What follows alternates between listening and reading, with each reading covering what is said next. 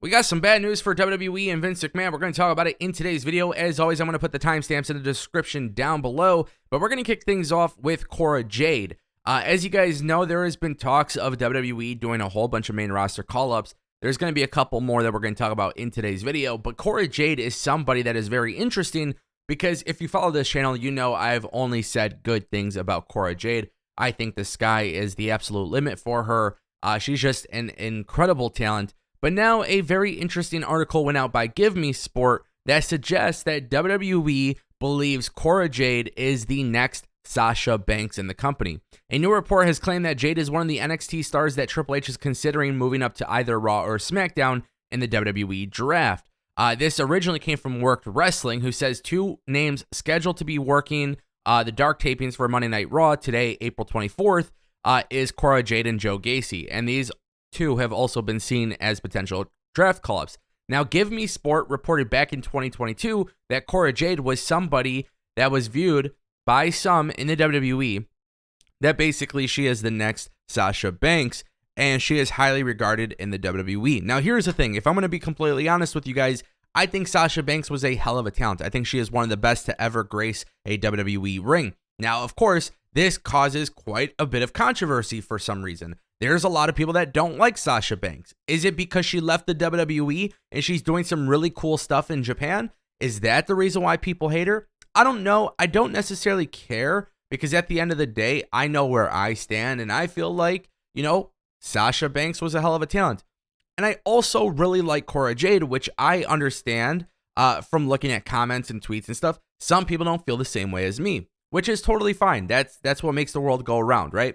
However, when I see Cora Jade being compared to the next Sasha Banks, and that's how Triple H and the WWE view Cora Jade, I don't necessarily like this comparison.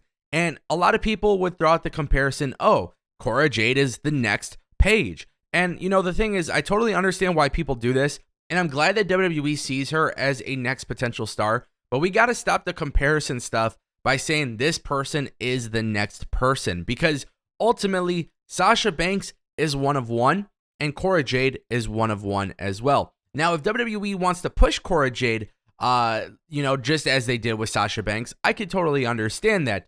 But to necessarily say, hey, and this is hypothetical, but we don't need Sasha Banks because we have Cora Jade in NXT. I think that's a very silly way of thinking, and honestly, I can't stand for that. Guys, what about another call-up? Pretty Deadly. This one's been very interesting to hear about. There has been tons of rumors that WWE is ready to bring up Pretty Deadly. We've talked about this. Kit Wilson, Elton Prince, absolutely doing great in the WWE. They killed it in NXT UK, and somehow they've come to NXT in America at the Performance Center in Orlando, and they've translated it incredibly well, despite the fact that they've become a little bit even more comedic than they were in the UK version of NXT. Now, Triple H apparently wants to push them on the main roster. According to PW Insider, Pretty Deadly are being considered for a move up to WWE's main roster. And guys, I am super excited about this. One of the big rumors floating around is that WWE may be looking at bringing Pretty Deadly and Seth Rollins together, which quite honestly would actually excite me, considering how WWE right now has a ton of factions, and a lot of people in these factions are actually benefiting from it. It obviously starts with the Bloodline. We see the LWO. We see the Judgment Day. We're seeing everything that's going down there, and it's just been really exciting to see. Then you got Maximum Male Models, which, by the way, they are a comedy group, but when they're on TV, they're making people laugh. They're making people enjoy the show, which is all that really matters. And then you're looking at something very interesting here with Seth Rollins and potentially the Pretty Deadly. These guys, all three of them could wear their funky, flamboyant, fun outfits. They can do that. They got the character work. But also the cool thing is if they do want to turn it up on a serious note, they absolutely can do that. This is one of those things where these guys are not one-dimensional. Seth and Pretty Deadly can definitely turn it up to the max. If they need to be serious, they can. If they need to be a little bit more comedic and fun and a little bit different, then that's good too. And the thing is, you can kind of make sense of it all through storylines, right? And then you got to wonder what's going on with the Hurt Business. We know that there's been rumors that the Hurt Business was canceled, but then if you look at it from this perspective of WWE trying to do some new stuff, with more factions and more groups, Pretty Deadly, we got Seth Rollins versus Omos at Backlash. I don't agree with it. I've already been on record saying I don't like this. I don't have a problem with the match itself. I just have a problem with the fact that there's zero build to it. That's like them taking a note out of AEW's book. But when I see WWE announce Seth Rollins and Omos, I'm just curious, despite the fact that there's no build to it. They didn't really have substance to create this match. I'm wondering if this is where we finally get the Hurt Business and maybe Pretty Deadly as well. That could be a really, really cool thing. Maybe this could be what we need to happen. If you want to set up Omos versus Roman Reigns at Night of Champions, because you need to feed somebody to Roman Reigns, and obviously we don't want it to be Cody, we don't want it to be Drew, we don't want it to be Sheamus, we don't want it to be Gunther, we don't want it to be a lot of people. You can have Omos versus Roman Reigns at Night of Champions. It is logical if he smokes Seth Rollins. He's got to destroy Seth Rollins, but then here you go, we get the draft. Seth Rollins finally, he's found somebody who wants to work with him, and that's Pretty Deadly. Then you have Omos in the Hurt Business or MVP in the Hurt Business. I love what's happening in WWE right now. It's not perfect, but I think when you look at this perspective of WWE calling up talent and doing the draft, there's a lot to be excited about there.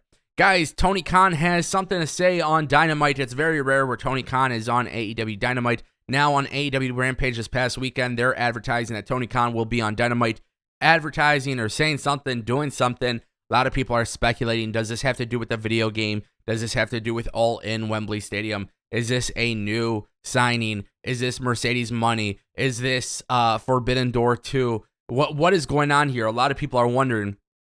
My prediction for what Tony Khan has to say because of this big tease has something to do with MJF, Sammy Guevara, Darby Allin, and the 4-pillar storyline. Jungle Boy gets cheated out. You got all of these different things happening here. I think Tony Khan is probably going to make an announcement on this. But here's the thing, guys. Tony Khan is reverting back to, hey, AEW has something to say. It's an announcement. It's this, it's that. Hear from Tony Khan on Wednesday. And the thing is, a lot of people feel pretty let down every time this happens. So we've kind of come to expect this. But this time, at the very least, AEW isn't saying, hey, this is a major announcement or anything like that. So don't get your hopes up, but they are teasing something. It could be massive, and maybe they're just under promoting it, or it could be very, very little, and there's obviously a big reason as to why. Guys, some very bad news for WWE. This one is going to be very interesting to pay attention to. NBC Universal CEO is stepping down over inappropriate relationship. Jeff Shell, the CEO of NBC Universal, is leaving the company after an outside investigation into a complaint of inappropriate conduct. Its parent company, Comcast, just announced. Shell will depart effective immediately in the wake of the investigation led by an outside counsel. He says, today's my last day as CEO of NBC Universal. I had an inappropriate relationship with a woman in the company, which I deeply regret. I'm truly sorry I let my Comcast and NBC Universal colleagues down. They are the most talented people in the business, and the opportunity to work with them for the last 19 years has been a privilege. Now, the reason why this is a big deal is because Jeff Shell was reportedly one of the guys who was very, very keen on having WWE programming on their networks. And this is actually a very big deal when you look at Vince McMahon potentially going into TV negotiations. Now, whoever takes over this spot in the long term very well can keep WWE's relationship alive, but this could be a very interesting thing that can hurt WWE in the long run. Now, at the end of the day, Jeff Shell came out, he made his statement, and that's all there is to that itself. But when it comes to WWE TV negotiations, we just heard about Warner. We know Fox could still be interested. We know WWE's on USA Network. We know they got the NBC Universal deal. We know they have Peacock. But then there's also talks of Netflix wanting to do live stuff, HBO Max wanting to do live stuff. All of these different services want wrestling, and it's going to be a very interesting time period to see what goes down. But will this actually impact WWE now that they're with Endeavor? I'm just saying, don't be surprised if in some capacity you see WWE and ESPN in some capacity. That's the thing I definitely predict. We'll see if I'm right, but let me know what you guys think in the comment section down below. Thank you so much for watching, and I'll see you next time.